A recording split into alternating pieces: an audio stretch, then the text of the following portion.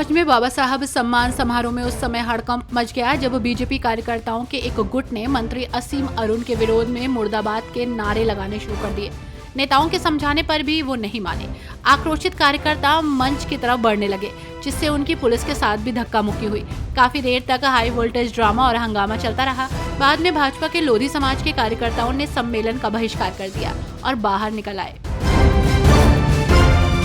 अपने ही पार्टी द्वारा विरोध का सामना करने वाले मंत्री असीम अरुण की अब अखिलेश यादव ने चुटकी ली है। उन्होंने सोशल मीडिया पर पोस्ट करते हुए लिखा, पक्षपात अन्याय का पर्याय होता है।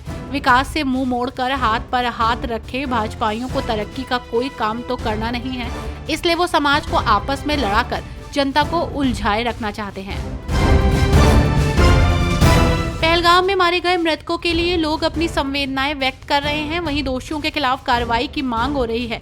यूपी के आजमगढ़ में सामाजिक व्यापारिक संगठनों ने बाजार बंद रखने का आह्वान किया है। लोग मृतकों को श्रद्धांजलि देंगे। लोगों ने बाजार बंद करने के लिए कमेंट कर अपना निर्णय बताया है। इसके साथ ही पाकिस्तान को सबक सिखाने की भी मांग की जा रही है। यूपी कैबिनेट के फैसले के तहत पूर्व मध्यमा यानी कि हाई स्कूल लेवल में पढ़ा रहे शिक्षकों का मासिक मानदेय अब 12,000 रुपए से बढ़ाकर 20,000 रुपए कर दिया गया है। वहीं उत्तर मध्यमा यानी कि इंटरमीडिएट लेवल में शिक्षण का कार्य कर रहे शिक्षकों का मानदेय 15,000 रुपए से बढ़ाकर 20,000 रुपए करने की मंजूरी दे दी गई है। समाजवादी पार्टी के राष्ट्रीय अध्यक्ष प्रमुख अखिलेश यादव ने जम्मू कश्मीर के पहलगाम में पर्यटकों पर हुए आतंकवादी हमले की कड़ी निंदा की। राजा भैया पर प्रहार करते हुए अखिलेश यादव ने कहा कि आतंकवादी का कोई धर्म नहीं होता। केंद्र सरकार को इस मामले में और भी कठोर फैसले लेने चाहिए थे। अखिलेश यादव ने कहा कि फैसले ही नहीं, उन्हें कैसे लागू किया जाए इस पर भी बात होनी चाहिए। जम्मू कश्मीर के पहलगाम में हुए आतंकी हमले के बाद केंद्र की मोदी सरकार ने बड़ा फैसला लेते हुए पाकिस्तानी नागरिकों का वीजा रद्द कर दिया है। साथ ही 48 घंटे के अंदर भारत छोड़ने को कहा है। हालांकि ये समय सीमा आज समाप्त हो रही है। यूपी के अलीगढ़ में भी 57 से अधिक पाकिस्तानी नागरिक दीर्घकालीन वीजा पर रह रहे हैं। अब पुलिस और लोकल इंटेलिजेंस इन्हें तलाशने में जुटी हुई है। योगी आदित्यनाथ सरकार ने वर्षों से इंतजार कर रहे 11,065 मृतक आश्रितों को बड़ी राहत दे दी है।